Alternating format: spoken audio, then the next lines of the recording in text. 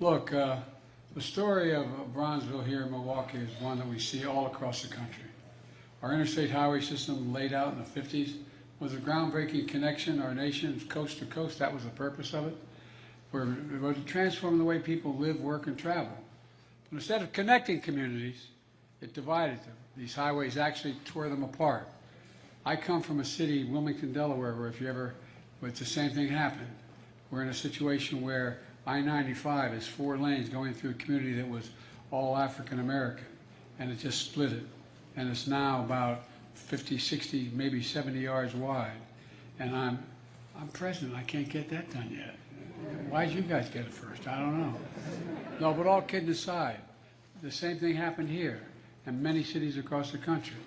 There are also cities all across America where highways used to be, and they, along with redlining, they disconnected entire communities from opportunities, sometimes in an effort to reinforce segregation.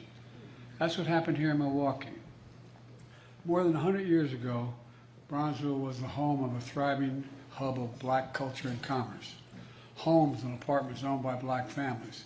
Black small businesses, from hotels to jazz clubs to restaurants like Ray's Grandpa Products.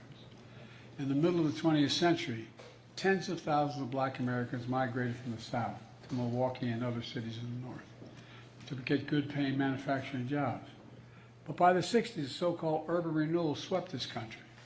The construction of I-94 and I-43 tore down roughly 17,000 homes and 1,000 businesses, ripping through neighborhoods and nearby roads. Here on 6th Street, the road was widened, displacing residents and businesses, all so the people outside the neighborhood could get downtown. Today, 6th Street is a wide road without a protected bike path, bike lanes, or bus lanes, with limited access to the green space. Speeding and reckless driving resulted in crashes 5 times that of the city's average. All of this locking people out of opportunities and leaving them more isolated from the social and economic life of the rest of the city. Congresswoman Moore told me when she was a child she lived a short walk from the public library, a safe place to read and learn, where librarians who were given cake, the librarian would give cake to children when they showed up to read. That's true, isn't it? But then, the new plans disrupted the walk and made the library inaccessible. Sadly, too many communities across America face the loss of wealth, prosperity, and the possibilities that still reverberate today. Imagine all those homes, the mom and pop stores that could have been posted and passed down from family to family. Financial security, generational wealth would have resulted. Imagine what they contributed then and what they could have contributed all these years, and what that would have meant for all of Milwaukee and all the communities across the country. For generations, black, brown, and Native American, Asian Americans, Native Hawaiians communities weren't fully included in our democracy or our economy.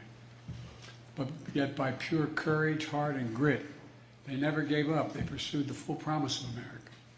Today, we're recognizing that history to make new history.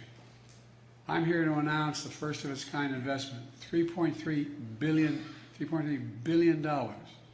in 132 projects in 42 states, going to help right historic wrongs.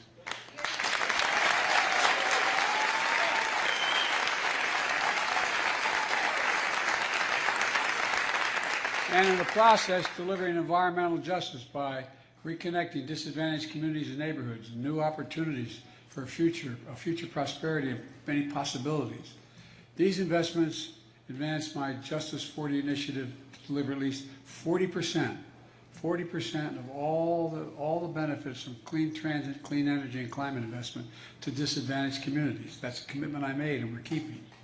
Here in Milwaukee will mean $36 million in new federal funding to rebuild 6th Street.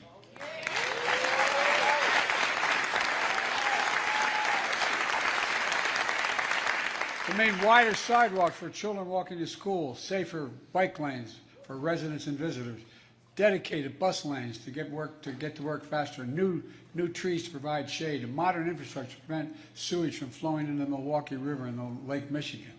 These are life-changing improvements.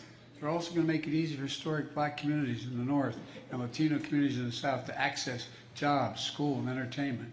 Opportunities in the city and central hub, from watching the Milwaukee Bucks play to attending Milwaukee Area Technical College. And if I didn't mention the technical college, I'd go home and sleep alone because my wife is a full-time teacher at community college. You all think I'm kidding. I'm not. And we're going to ensure that good-paying construction jobs created in this project go to members of the community benefiting the very same project. With the help of your congressional delegation, especially Senator Tammy Baldwin, who worked so hard for these funds, we're making sure that the construction materials of this project are made in America. And if I can digress,